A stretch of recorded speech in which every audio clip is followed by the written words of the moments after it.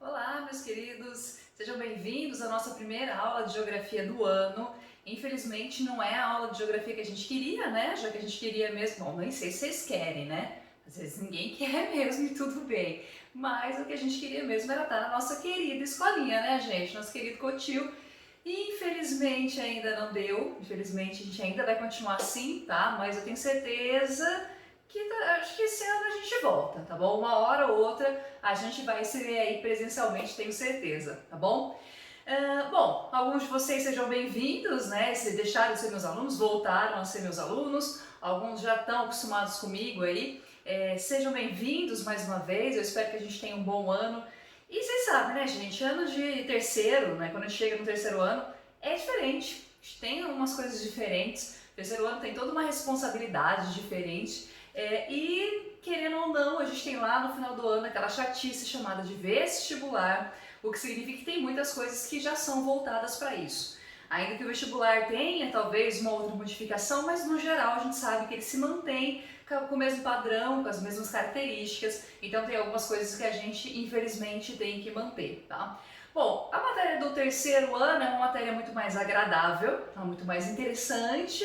Eu sei que muitos de vocês detestaram ver Brasil, mas esse ano a gente vai ter geografia política. O que a maior parte das pessoas gostam, já que a gente vai ver umas tretas aí, né? A gente vê umas coisas muito mais interessantes, guerra, conflito, enfim, a gente se aprofunda em alguns temas que são específicos da geografia política, tá? Não é só isso que a gente vai ver, tá bom? A gente até vê algumas outras coisas, mas o básico, né, o principal do terceiro ano é sim geografia política, tá bom? Só uma coisinha, não sei se vocês estão sabendo, quem ainda não está sabendo, mas a professora Camila está buchuda, tá? Estou aqui grávida, o que significa que vocês ao longo desse semestre vão me ver ficando cada vez mais pançuda, tá certo? Eu não sei se já tá grande a minha barriga, eu acho que vai ficar bem maior, então nem sei se vai ser legal vocês me verem assim, mas enfim, é isso que a gente vai ter que ver, tá bom? Turma, então vamos começar com a nossa matéria. Hoje eu vou fazer mais uma introdução com vocês. Eu peguei umas coisas meio loucas assim para fazer umas confusão na cabeça de vocês e na minha também, porque é assim que é divertido, senão não tem nem graça, tá? E então vamos lá. Antes de eu falar alguma coisa específica, tipo Guerra Fria, capitalismo, socialismo, alguns conflitos, eu quero falar para vocês alguns conceitos, tá? Se eu falo de geografia política, a gente tem que entender o que significa esse conceito, o que é geografia política. Bom, a geografia política, gente, ela é um ramo da geografia, tá? Como a gente tem geografia urbana, geografia física, geografia cultural, a gente também vai ter a geografia política. Ela é uma dos ramos da geografia mais tradicionais, tá? Ela vai surgir ainda lá na Alemanha, lá no século, se não me engano, 19, 18. A professora está fazendo confusão aqui, mas enfim. E aí ela surge, ela vai ganhando força, ela vai ter várias linhas de pensamentos diferentes quando a gente fala em geografia política, tem várias maneiras diferentes de se entender essa geografia política, mas o que interessa pra gente aqui agora é compreender que essa geografia política, ela se baseia principalmente no entendimento entre as relações políticas entre os países e como essas relações políticas elas acabam tendo uma grande interferência espacial e como o próprio espaço, ele por si só, os territórios por si só, também muitas vezes acabam tendo uma repercussão, uma influência nessas ações, tá? A gente vai ver que nada que acontece no mundo é sem uma palavrinha-chave que é intencionalidade. Ou seja, ninguém invade um país, ninguém faz nada com outro país se não tiver uma intenção, tá? Qualquer relação entre países é uma relação também cheia de intenções, claro, né, gente? E ninguém faz isso por amizade, como eu sou amigo das pessoas, isso não resolve muita coisa. O que a gente vai ver é que as relações são sempre muito cheias de intencionalidades. Bom, essa é um ramo, então, a geografia política é um ramo dentro da geografia e é diferente, gente, do termo geopolítica. Tá? O termo geopolítica ele é muito mais específico, ele está muito mais relacionado com o uso, até mesmo militar, em relação aos espaços. Então, por exemplo, quando eu estou travando uma guerra, quando eu vou fazer as estratégias de uma guerra, eu tenho que saber conhecer profundamente o espaço para assim eu entender se eu devo atacar, para compreender se eu devo atacar de tal jeito ou de outro jeito, as estratégias. Então, digamos que é um uso mais específico e até militar desse espaço com algum fim, tá bom? Geralmente vão ser fins militares principalmente. Então, digamos que a geopolítica já é um uso estratégico de alguns conhecimentos espaciais, de alguns conhecimentos geográficos. Muito bem. O termo que a gente também vai lidar bastante quando a gente fala de geografia política vai ser território. Gente, território é uma construção, tá? É uma construção. Quando a gente fala de construção, significa o quê? Que ele é um espaço criado com intencionalidades, ele é criado pelas sociedades que estão ocupando esse espaço. E esses territórios, eles têm algumas características. Todo território tem, por exemplo, uma fronteira, que pode ser uma fronteira legal ou não legal. Por exemplo, se eu pensar entre os países, nós temos fronteiras que estão legalmente construídas para você não ultrapassar uma barreira de um país para outro, tá? Essas são as fronteiras. As fronteiras ilegais, elas são muitas vezes não visíveis, mas às vezes você sabe que é melhor você não ultrapassar. Por exemplo, quando a gente vai de uma favela para outra lá no Rio de Janeiro, você sabe que dependendo do lugar ali, você passou uma barreira, uma fronteira, indo no território, de repente, de uma facção, de um traficante, assim vai. Então tem algumas barreiras, algumas fronteiras que elas são visíveis e são legais. Outras não são nem visíveis e nem legais, tá? Legais no sentido de legalizado.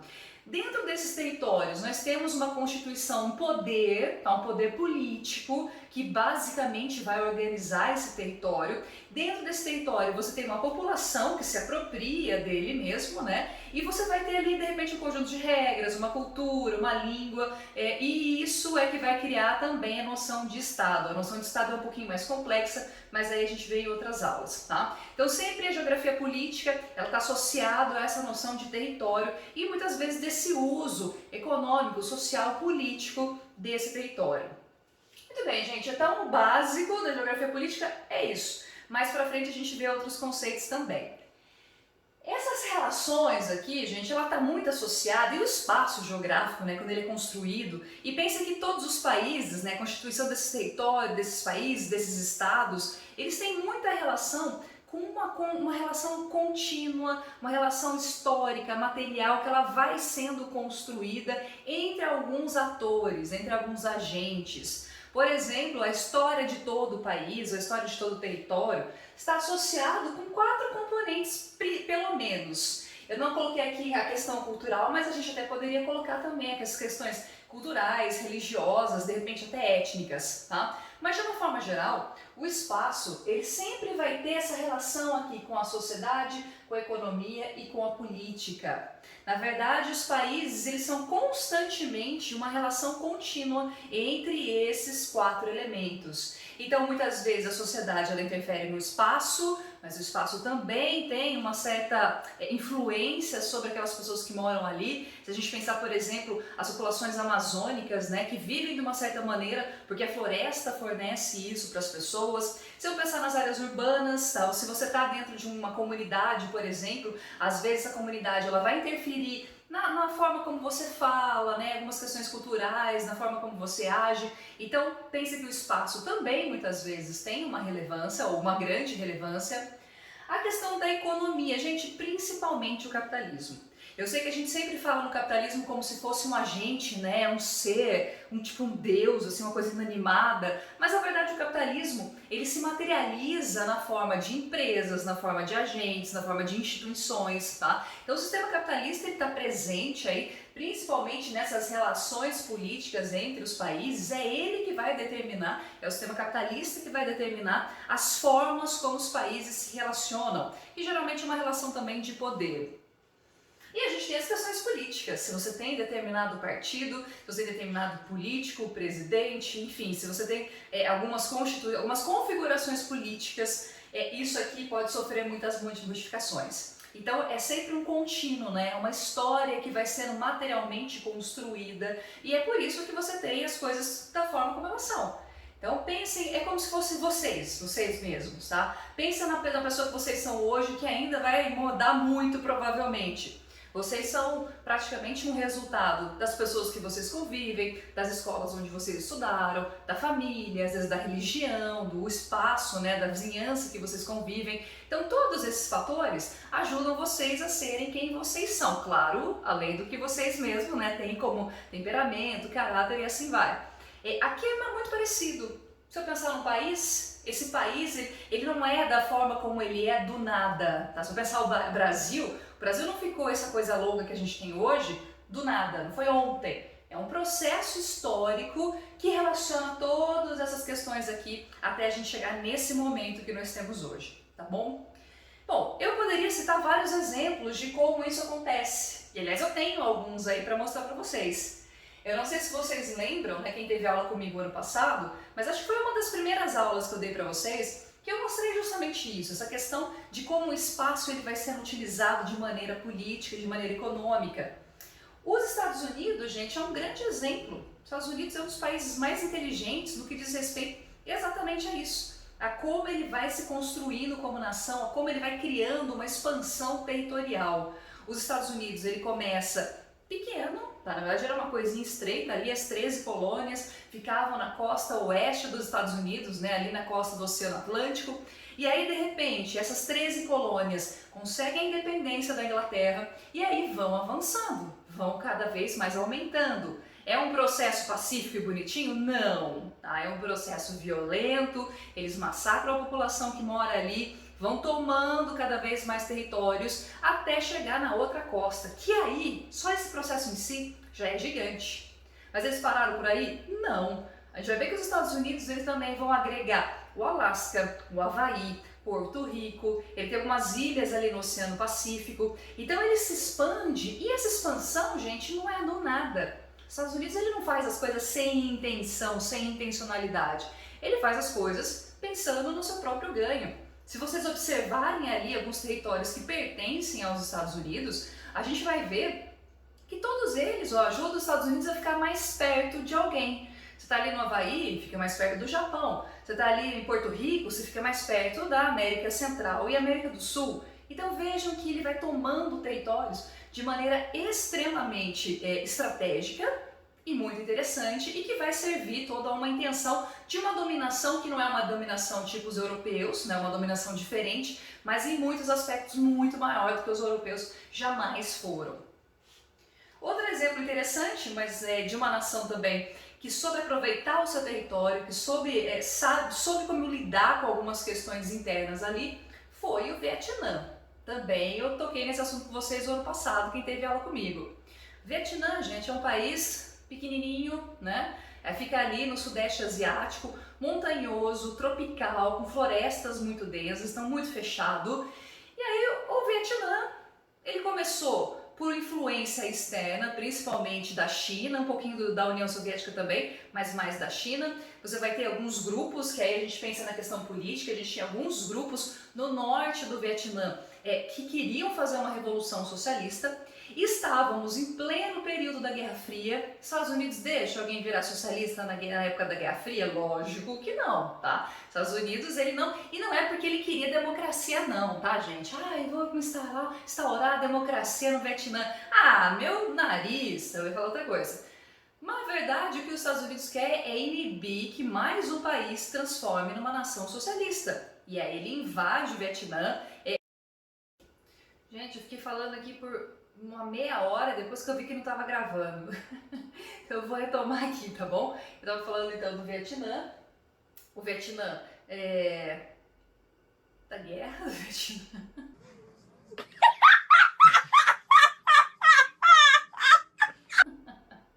Perdi um pouco o rumo. Vou retomar aqui. Bom, então a Guerra do Vietnã, a forma como ela vai se organizar é realmente terrível, mas ela mostra como um conhecimento de geografia política, geopolítica especificamente, por parte dos Vietcongs, permite que eles, apesar de ser muito inferior em questão a número, em questão a tecnologia, armamento bélico, né? Armamento bélico é redundante, tá? Mas enfim, de armas e todo equipamento bélico, ainda assim eles conseguem praticamente expulsar os americanos numa coisa chamada de guerrilha, tá? A forma como eles atacavam o exército americano era nessa forma de guerrilha, muito inteligente, muito estratégica. E aí, depois de 10 anos, os Estados Unidos resolvem fazer uma saída honrosa, né? Quer dizer que aqui, ó, teve que enfiar o rabinho entre as pernas e sair vazado, tá bom? Bom, então esses aqui são alguns exemplos da geografia política que a gente tem no mundo inteiro e em alguns casos de geopolítica, inclusive. A gente tem um outro exemplo que é o Oriente Médio, tá, gente? A história do Oriente Médio também, ele é toda muito a ver com toda uma história, um contexto histórico internacional. Vários países acabaram influenciando na formação dos países do Oriente Médio e por um motivo, né? Lembra que no Oriente Médio a gente tem o quê? Petróleo.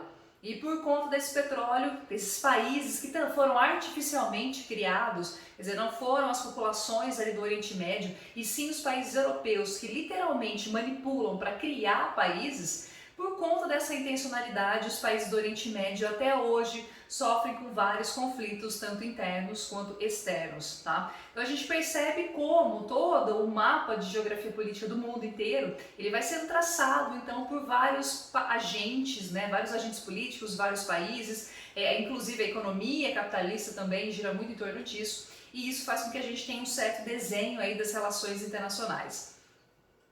Para meio que exemplificar de uma forma mais específica a questão da geografia política do mundo, gente, eu trouxe aqui para a gente conversar um pouquinho, para a gente falar um pouquinho sobre a África, tá? Uma África que é um tema que acho que dá muita coisa aí. O ano passado, o pessoal do terceiro do ano passado fizeram vários trabalhos sobre o continente africano que ficaram maravilhosos. Se quiserem até posso compartilhar com vocês, e mostrando que o continente africano ele é muito mais do que aquilo que a gente pensa, tá?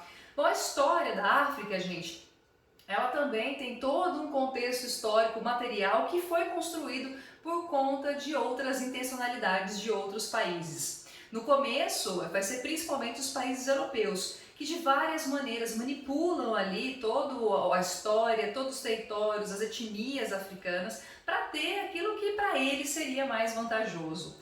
Nós vamos ter, gente, no continente africano, basicamente dois momentos diferentes de dominação. A gente vai ter um primeiro momento, que é a primeira colonização, que aí está lá no período das grandes navegações, século XVI. Lembre-se que nas grandes navegações, quem eram os dominantes, né, os países dominantes ali, era Portugal, Espanha, posteriormente a gente vai ter também Holanda, Inglaterra, França. Esses países, a intenção deles era principalmente a América, que era o novo mundo, né, que dava novas possibilidades. Eles não chegaram a explorar totalmente o continente africano, porém eles colonizaram, eles tomaram regiões que estavam mais próximas da costa, né, regiões mais litorâneas, mais fáceis de serem dominadas. Bom, acontece que se por um momento, né, nesse primeiro período, eles não dominaram o território da África, eles dominaram uma outra coisa, que é a população africana. E por conta dessa dominação, eles vão lá e se apropriam de pessoas, que é algo, se a gente for pensar, extremamente cruel, né, claro. Eles se apropriam dessas pessoas e transformam elas em mercadorias para ser vendidas como mão de obra escrava na América. Bom, você já deve ter ouvido falar algumas pessoas, né? Algumas pessoas talvez tenham já feito esse discurso para vocês, ou vocês já tenham lido o discurso de algumas pessoas que vão muito burramente ou muito mal intencionadamente falar que a gente só teve a escravidão na África graças aos próprios africanos, que na realidade a escravidão já existia em alguns lugares ali na África. Isso é verdade?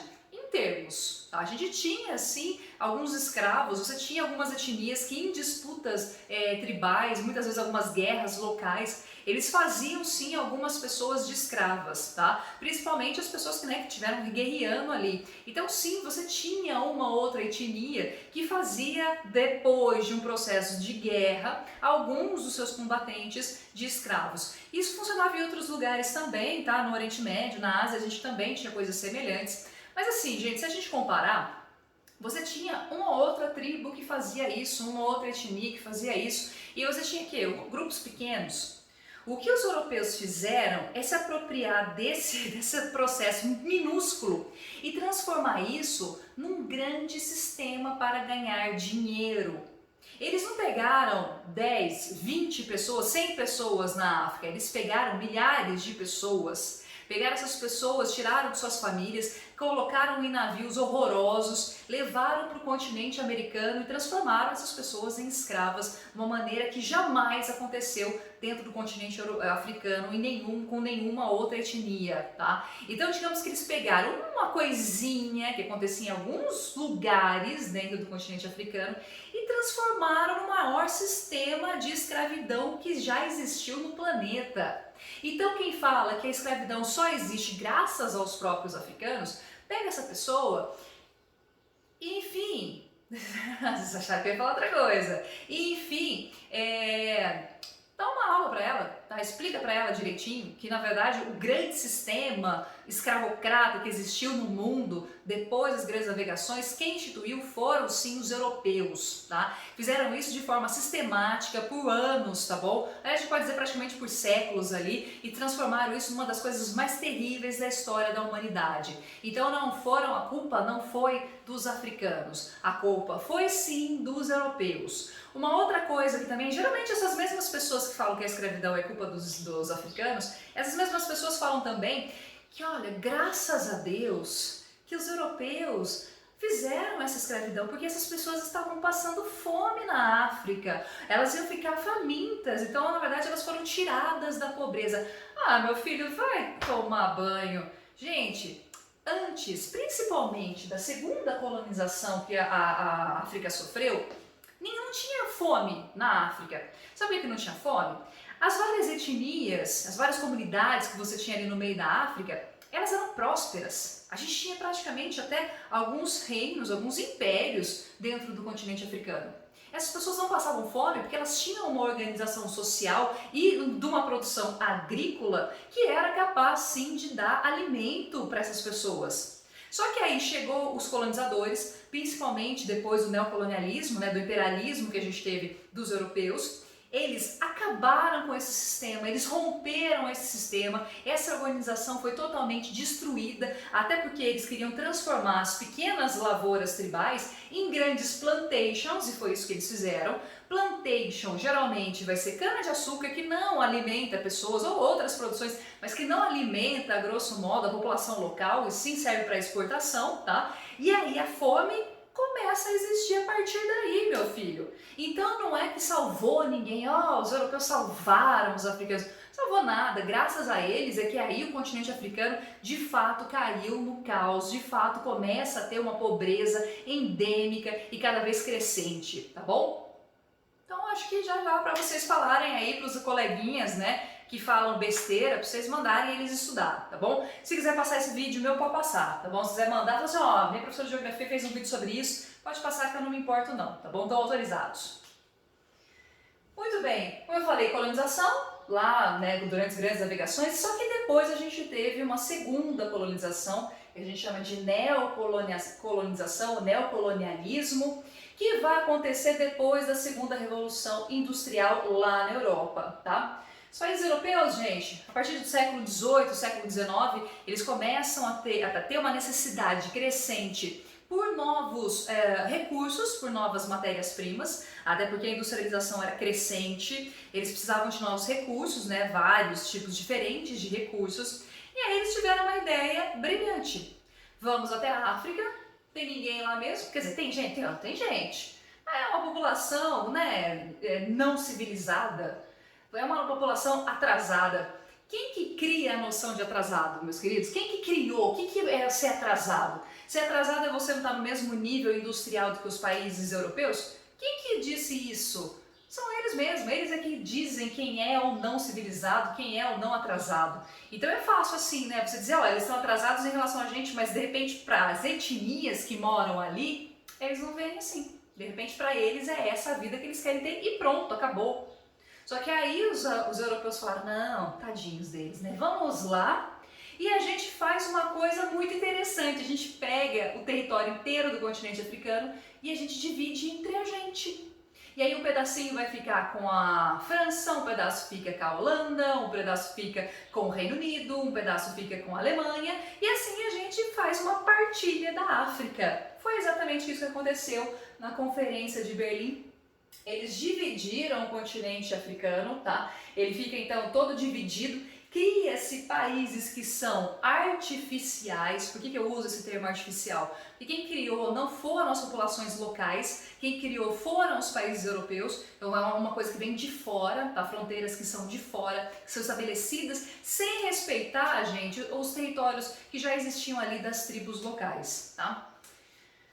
A gente vai ter também as multinacionais, né? As multinacionais são bem presentes ali desse processo de apropriação dos recursos naturais africanos. E a partir desse momento, gente, praticamente a gente tem a condenação ali do continente africano, tá? Todas as populações ali acabam a partir desse momento ficando totalmente desestruturadas, as etnias são unidas, né? As etnias que são inimigas são unidas, você tem pessoas que acabam entrando em conflito por motivos que não eram motivos verdadeiros, eram motivos criados pelo colonizador, e isso compromete praticamente toda a história da África, tá bom? Extremamente triste. Como consequência, a gente vai ter um grupo de países extremamente subdesenvolvido, muitos países não industrializados, problemas seríssimos que a gente tem até hoje, como o terrorismo, como vocês sabem, né? A gente tem o Boko Haram ali, que é um grupo extremista horrível, né? Que sequestra meninas, vai até escolas, enfim, é uma coisa bem pesada. A gente tem guerras civis que já mataram milhares de pessoas, a gente tem alguns cantos da África, não toda a África, mas a gente tem alguns lugares que ainda sofrem com a fome, com o subdesenvolvimento, com a violência, com inclusive algumas questões de gênero, né? São extremamente machistas ainda, as mulheres sofrem bastante, tem todas umas repercussões ligadas apenas às mulheres, enfim, é uma tragédia causada então pelos países europeus. Eles só se livram dos europeus, gente, pós-Segunda Guerra Mundial, tá? Lembra-se que pós-Segunda Guerra Mundial, muitos desses países europeus aqui estavam bem arrasados, né? Passaram por um período terrível da Segunda Guerra, perderam dinheiro, não conseguiam mais manter essas colônias, e é pós, então, a Segunda Guerra Mundial que muitos deles se transformam em países independentes. A independência não trouxe alegria, muitas vezes, a independência vai trazer ainda mais conflitos, e aí a gente vê mais lá na frente, tá bom? Gente, eu queria falar especificamente de um país africano. Eu prometo que eu não vou me estender tanto sobre esse país, mas eu queria só falar algumas questõezinhas sobre ele, que é a África do Sul. Eu falei que nem todos os países eram totalmente desindustrializados. A gente tinha alguns países industrializados na África, e um exemplo que a gente pode citar é a África do Sul. A África do Sul até ela ingressou há um tempo atrás nos BRICS, tá? O Szinho ali de South Africa. E aí a gente vai ter então um país que teve um processo de industrialização. Só que a África do Sul, gente, ela tem uma marca, uma mancha na sua história, que é uma mancha terrível e que perdura até hoje de uma certa forma indireta, mas que perdura até hoje, tá? Que é o famoso Apartheid. Bom, antes de eu falar do Apartheid, a África do Sul, ela teve uma dominação de dois grupos de países, tá? A gente tinha holandeses e a gente tinha pessoas da Inglaterra, né, do Reino Unido. A gente tinha lá até algumas porções portuguesas, mas basicamente era Inglaterra e Holanda que dominaram essa região da África do Sul. Posteriormente encontraram lá na África do Sul diamantes, ouro. Gente, diamante e ouro é uma tragédia, né? Porque aí quando você tem esse tipo de coisa, isso vai atrair grandes empresas e isso vai criar vários conflitos ali internos, né, entre grupos. A gente começa a ter um processo de independência graças à Guerra dos Boerês, que eu não vou adentrar, porque isso aí é mais uma questão de história do que de geografia mesmo, e eu quero falar sobre outras coisas. E a independência, veja que a independência da África do Sul foi muito anterior do que os outros países africanos, porque eles se transformam em um país independente em 1910. Grande parte dos outros países africanos só virou independente pós-Segunda Guerra Mundial, então pós lá 1945, 50, 60, tá? Então a independência veio antes. Só que veja bem, olha, você tinha, óbvio, a população que morava ali antes da dominação dos europeus, tá? Você tinha a população negra que vivia ali e vivia até mesmo que você tivesse várias etnias, você não tinha grandes confrontos entre essas etnias. Chegam esses países europeus, dominam, tem guerras entre esses dois grupos, né, entre holandeses e ingleses. Os ingleses vencem, conseguem a sua independência, mas é muito interessante, gente, que eles fazem um tipo de sistema, um tipo de dominação que obriga as pessoas que já moravam lá, veja bem, eles pegam o dono daquele território, o dono daquelas terras, e vai dizer, olha, mas você não pode andar por todo lugar não, tá? não é tudo isso aqui que é seu não. E obriga essas pessoas, mesmo elas sendo a maioria, obriga essas pessoas a ficarem restritas a algumas áreas. Esse, gente, vai ser o início de uma coisa chamada de apartheid. Pensem na palavra apartheid como você pegar mesmo e colocar de lado, né? Vou pegar e botar as pessoas à parte. E aí, o termo até é meio daí que vem mesmo. O apartheid, quando ele começa, aqui, na verdade até antes de 1910, você já tinha algumas leis que restringiam então a circulação da população local. Então, primeiro, você tem um apartheid de maneira informal, ele acontece sem ter uma coisa legalizada, quer dizer, não tinha uma lei específica falando, não, a gente tem que ter o apartheid, tá bom? Isso vai surgir só em 1948, que aí você começa a ter na Constituição da África do Sul uma série de leis que são leis totalmente segregacionistas, que pegam a população negra, a maioria, que são os verdadeiros donos da terra, e obriga eles então a seguir uma série de regras que deixam eles totalmente à parte. É daí que vem outra expressão que é segregacionista. Segregacionista é você segregar, é você separar esses grupos da minoria branca que nós tínhamos lá na África do Sul. Palhaçada, né? Bom, primeiro, você vai separar esses grupos de negros, você separa eles em etnias. Só que quem cria essa ideia de etnias, no caso da África do Sul, quem cria isso são os próprios colonizadores. Então são os holandeses e ingleses que vão falar, olha, tem a etnia X, a Y, a Z, a W, só que essas etnias eram criadas de forma totalmente artificial, quer dizer, eles que bolaram, separavam, então falaram assim, ó, esse grupo é da etnia X, esse é da outra, esse é da outra, e se eles pegavam e faziam essa classificação totalmente arbitrária, sem ter nenhum tipo de regra, tá? Eles, muitas vezes você tinha grupos que eles consideravam de várias etnias misturados, não pode ficar misturado. Se você é da etnia X, você não pode ficar com a Y. Então eu vou pegar, separar e colocar você nesse outro território, que é dessa outra etnia, tá? Que é da sua etnia correta. Nisso, gente, ele vai criar a separação de famílias, famílias inteiras foram obrigadas a se separar. Esses territórios que pertenceriam às etnias, geralmente eram territórios muito afastados, sem nenhum tipo de infraestrutura, sem nenhum tipo de investimento dentro daquela área, então acabaram sendo territórios bem empobrecidos, tá? Para as populações negras que residiam ali, para elas saírem de um lugar para outro, seja de uma área para outra área étnica, ou para as áreas destinadas para os brancos, que geralmente eram as cidades, que geralmente eram as melhores partes, você tinha que pedir uma autorização, você tinha que ter uma espécie de visto. Quer dizer, você está dentro do seu próprio país, mas para você circular no seu país, se você é negro, você tem que pedir autorização. Tem que falar, ô branco, você deixa eu circular, por gentileza? E geralmente a autorização estava sempre associada ao quê? Ao trabalho. Porque veja que quem fazia o trabalho difícil, braçal, que trabalhava em muitas empresas, ou que era faxineira, ou enfim, que trabalhava em várias regiões dos brancos, eram os negros. Então você dava essa autorização, eles tinham uma autorização às vezes ali temporária para entrar num certo horário dentro da região que era destinada aos brancos e ele tinha que sair, porque se ele fosse pego dentro de uma área de branco, fora do seu horário, ele provavelmente seria preso, espancado e sorte se ele não for morto, tá? Bom, você cria então também uma outra regiãozinha que a gente vai chamar de bantustões. Os bantustões, gente, eram áreas periféricas nas regiões das cidades, que era para esse negro ficar mais próximo, entre aspas, do seu local de trabalho, tá? Então é como se fossem favelas, e dentro dessas favelas ali, que eram destinadas apenas para os negros, você tinha uma proximidade ali com os centros urbanos, que era para facilitar, entre aspas, para que o negro trabalhasse, tá bom? Os negros, eles não podiam estudar nas mesmas escolas dos brancos, eles não podiam se casar com pessoas de outra raça, né, de outra cor, eles tinham que ter transportes separados, eles tinham que ter espaços separados, tá? Se tivesse uma praia, por exemplo, até vou colocar aí uma imagem, se tivesse na praia, às vezes a praia inteira era destinada apenas aos brancos e não aos negros, e talvez uma partinha, uma regiãozinha, sabe, que mais pedregosa ali, pode até ser para os negros, mas a grande maioria era destinado para os brancos. Bom, eu não sei vocês, mas eu acho isso uma coisa muito absurda.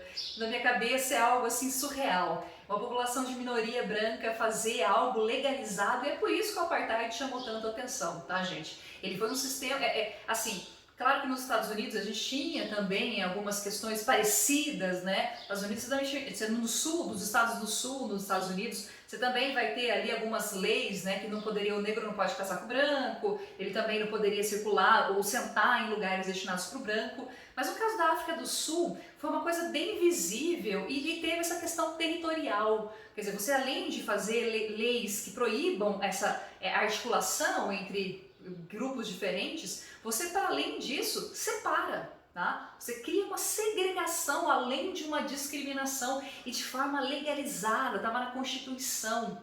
Então era algo tão absurdo que é claro que uma hora ou outra isso vai gerar revolta. Tá? Sistemas assim extremamente violentos sempre vai gerar o contrário, sempre vai gerar também a resistência, e é isso que vai começar a surgir, principalmente entre as décadas de 60 e 80, a população fica puta, com toda razão também, né? A população começa então a se revoltar, várias manifestações vão surgir, toda ali a África do Sul, essas manifestações às vezes pacíficas, mas muitas vezes não pacíficas, uma tentativa de repressão muito forte dos brancos, né? Eles desciam o cacete mesmo nas manifestações dos negros.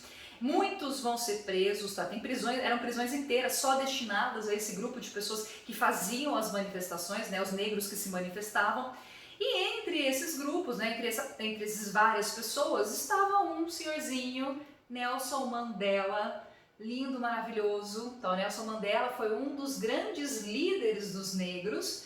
Ele foi uma das grandes vozes de resistência. Por ser uma grande voz, ele vai ser preso, ele fica um bom tempo preso, ele vai ser levado para três prisões diferentes.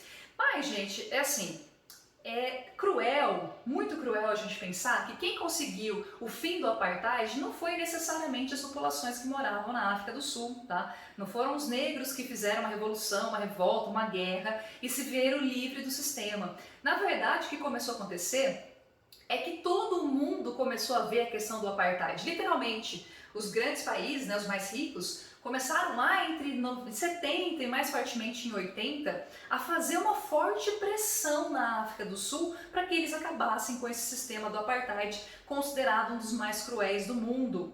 A gente vai ter pressão do Comitê Olímpico, eu não lembro exatamente que ano, mas eles não vão, a África do Sul não pôde participar de umas Olimpíadas, eu não lembro exatamente o ano, como eu falei. Você tem restrição em relação à venda de armas, então mesmo os Estados Unidos, né, um dos maiores vendedores de armas do mundo, não vendia armas para a África do Sul. A gente vai ter toda uma pressão da ONU, vários embargos econômicos, e até que em 1989 você tem lá uma eleição que começa, né, uma pessoa é eleita e começa a retirar essas leis, e aí você depois vai ter a primeira eleição onde os negros podiam votar, e aí quem foi eleito o primeiro presidente negro da África do Sul, olha que absurdo, quem foi eleito o primeiro presidente negro da África do Sul foi o Nelson Mandela. A dúvida, o que eu jogo para vocês, uma vez acabou o apartheid, acabou a segregação? Quer dizer, uma vez que você não tem mais o apartheid, que agora os negros e os brancos podem conviver de maneira livre, né? Eles podem ter essas inter-relações, agora eles estão melhores? Não vou dizer que não foi bom, claro que foi bom, claro que foi ótimo, tinha que acabar o apartheid. Mas eu quero mostrar essas imagens aí para vocês, olha, para demonstrar que a pobreza, gente, esse subdesenvolvimento, ele deixa marcas. E que apesar de todo esse processo, apesar de eles terem se libertado sim do apartheid, apesar de depois terem vindo outros presidentes negros, isso não quer dizer que a África do Sul ela conseguiu se desvencilhar dessa pobreza tão extrema. E você ainda vai ter essas cidades de lata aí, que são basicamente o resquício dos bantustões. Então você tem ainda essas áreas periféricas e infelizmente quem continua ocupando as áreas mais privilegiadas da África do Sul continua sendo os brancos. Então a gente percebe como essa questão histórica, material, legalizada, ela acaba se embrenhando ali dentro das questões econômicas e sociais da África do Sul e faz com que a gente continue tendo um país desigual, tá? Muito semelhante com o que acontece no Brasil, e aí eu queria também falar um pouquinho sobre o Brasil, tá? Eu vou apagar essa lousa aqui, vou fazer outra, daqui a pouco a gente volta.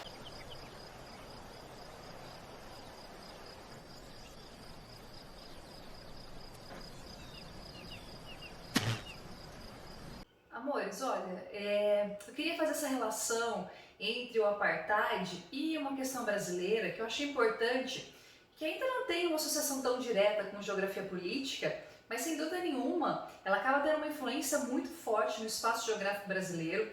Ela teve uma influência externa de várias maneiras, mas ela acaba tendo uma consequência que vai além da questão do visível, tá? Na verdade, ela é bem clara ali, ela existe, ela é muito nítida, ela está materializada e eu acho que é importante a gente discutir um pouco, tá bom? Bom, eu falei para vocês do apartheid. E o Brasil, ele não teve, de fato, um apartheid. A gente não teve leis que, de fato, segregacionassem, desculpa, as populações negras. Mas vamos ver um pouquinho da história brasileira, tá? E eu queria falar um pouquinho para vocês desse mito da democracia racial brasileira. Quer dizer, essa história de que, não, o Brasil não é um país racista. Imagina, Brasil... Não, nós nunca jamais fomos racistas. Isso é uma grande mentira, um vitimismo que as pessoas criaram. Bom, vamos analisar um pouquinho? Eu vou falar primeiro da abolição brasileira, que eu até ia colocar um ponto de interrogação ali, perguntar se realmente teve esse processo, tá? Lembra como foi o processo de abolição da escravidão no Brasil, tá, gente?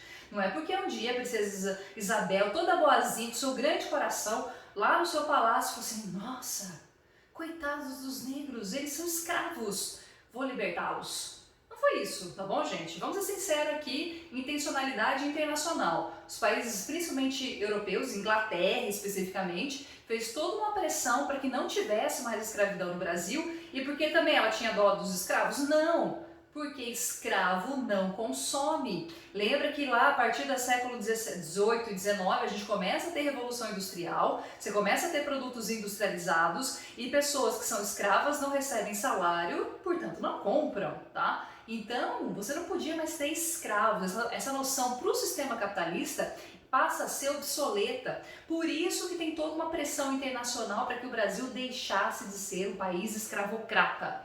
A gente não tem abolição direto, a gente tem um processo, porque começa lá, lembra das leizinhas? Você tem a lei do sexagenário, você tem a lei do ventre livre, porque é ridículo, as duas leis, tá totalmente ridículas. Você vai lá para um senhor de 60 anos, primeiro que pouquíssimos escravos chegavam a 60 anos, já que eram submetidos a condições extremas de violência e de trabalho, morriam muito antes, tá?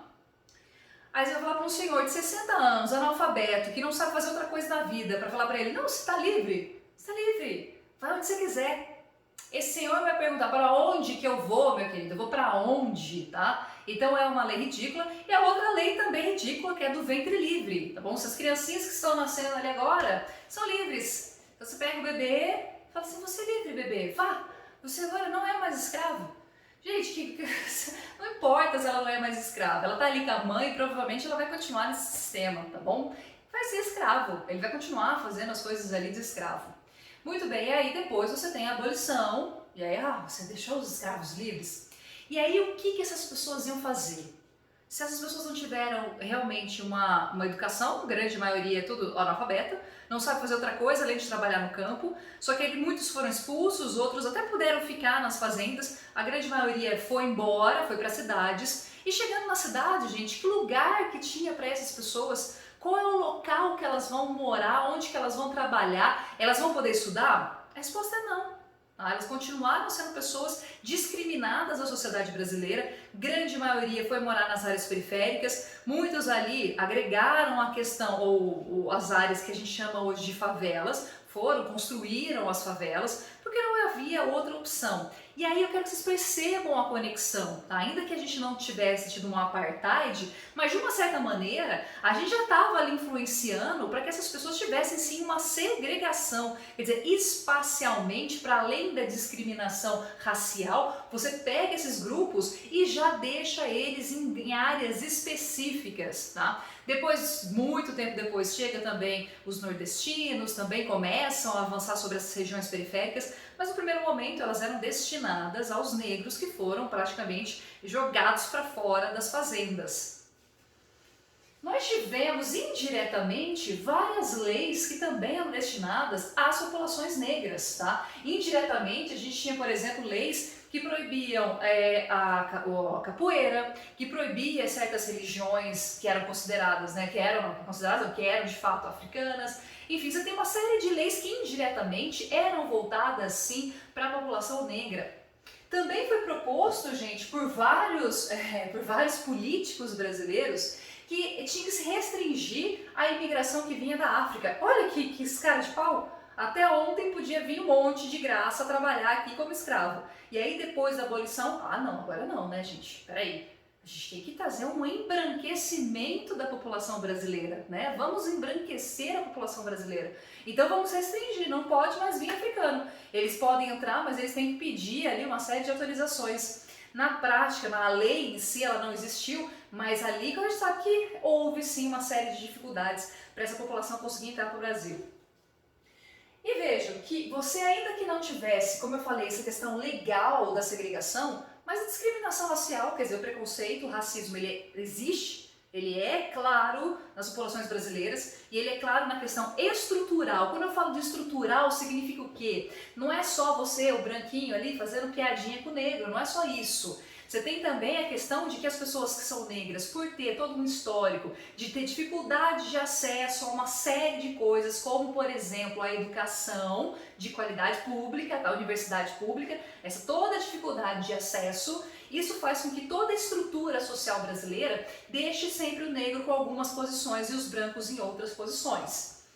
Muito claramente, eu vou pôr uma foto aí para vocês. Se você pega cursos de medicina no Brasil, você até pode ter uma ou outra pessoa preta, mas no geral você vai ter o quê? Pessoas brancas. Eu não lembro quem exatamente tirou uma foto, eu vou ver se eu acho para colocar aí para vocês, que tiraram uma foto de costas, tipo um auditório do curso de odontologia, e aí tira uma foto, as pessoas estão todas de costas, mas tem um número gigantesco de meninas loiras de cabelo liso, tá? Parece que é um monte de clone que colocaram ali. Você não vê pessoas negras. Isso é a questão estrutural. Vamos falar sobre o COTIL, gente. O COTIL, a gente vê isso muito claramente em relação aos professores. Quantos professores negros vocês têm, tá? Quantos professores negros tem na escola? E isso não é só no COTIL, isso é na Unicamp como um todo, isso é basicamente em todas as estruturas sociais que nós temos no Brasil, tá? Tem um vídeo até que mostra, né? Se coloca uma pessoa branca e várias imagens para ela. E aí você tem a imagem de um negro correndo e a imagem de um branco correndo.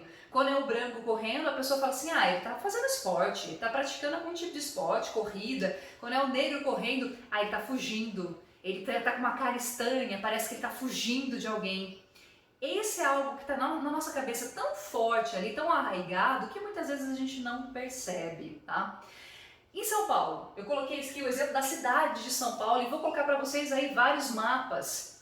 Esses mapas mostram, gente, que se você analisar onde moram as populações mais negras, onde estão as populações negras na cidade de São Paulo, você vai ver que são nas periferias, tá? Não é no centro. O centro mora principalmente as pessoas brancas. Quando você vê quem tem que trabalhar em alguns lugares das áreas brancas são quem? Os negros, quer dizer, onde eles mais trabalham são no centro da cidade de São Paulo. Se você pegar a renda dessas pessoas, a renda vai ser muito inferior nas áreas periféricas. Se você pega o tipo de trabalho dessas populações negras, vocês vão ver que dificilmente são populações que são médicas, engenheiras, por quê? Por conta do racismo estrutural que está espacializado, que é claro, que é visível no espaço geográfico brasileiro.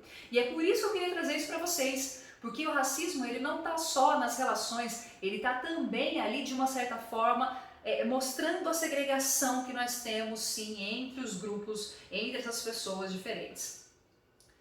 Bom, todo lugar que você tem essas discriminações, todo lugar que você tem esse tipo de ação extremamente discriminatória, segregacionista, você tem também resistência, ainda bem, tá? A resistência ela tem que existir. Claro que a resistência ela vem principalmente a partir dos pretos, eles é que tem lugar de fala, não quer dizer que os brancos também não têm o seu papel, não tem que lutar ali também pela questão racial, a gente também tem que acabar com essa estrutura, faz parte, tá? É uma questão assim óbvia, a gente tem que fazer parte também desse movimento. Mesmo não sendo pretos e mesmo a gente não entendendo o que eles sofrem de fato, mas a gente tem que fazer parte também da resistência. Como que a resistência ela tá clara?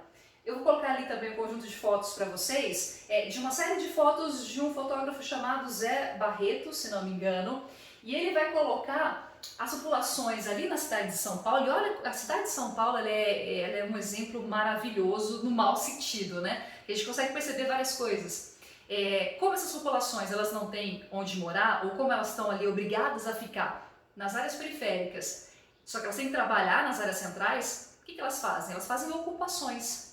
Tem um exemplo desse prédio aí, que é totalmente ocupado pelas populações. O prédio em si está caindo aos pedaços. Ele pertence a órgãos públicos, tá, gente? Ele não é exatamente uma área privada. E muitas vezes esses prédios abandonados em São Paulo, que são de pessoas, né, são privados, que pertencem a alguém, essas pessoas elas estão devendo tanto, porque elas não pagam muitas vezes uma série de impostos, elas que abandonaram, elas querem, continuam com a propriedade, mas elas em si devem muito mais do que a propriedade mesmo vale, então por isso que elas ficam abandonadas e são ocupadas por esses movimentos. Isso é uma forma de resistência. Quer ver outra forma de resistência? Atualmente a gente tem os coletivos. Os coletivos é uma ótima forma das pessoas se organizarem, né, de certos grupos se organizarem e fazer ações práticas para acabar com o racismo, ou pelo menos tentar melhorar a situação de vulnerabilidade dessas pessoas. Eu dou exemplo para vocês também de um movimento que surgiu, não sei, acho que foi no ano passado mesmo, né? Que a gente estava em plena pandemia, que é o Black Lives Matter. Não sei se vocês lembram. Esse movimento começa nos Estados Unidos, né? Na verdade ele é originado, né? todo o movimento em si é americano. Depois que ele chega aqui no Brasil, ele vai ter como propulsor a morte de um negro, né, americano, que foi simplesmente morto por uma ação absurda da polícia americana. Ele foi sufocado, né? Não é o primeiro caso, certamente não vai ser o último. Aqui no Brasil a gente teve exemplos também. E isso criou um forte movimento de resistência nos Estados Unidos. Muitas manifestações, apesar da pandemia, a gente teve muitas manifestações lá nos Estados Unidos.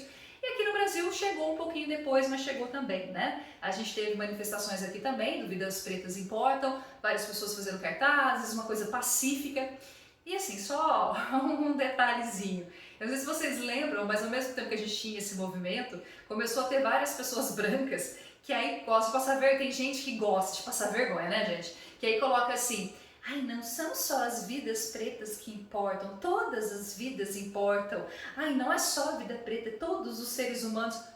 Ah, vá!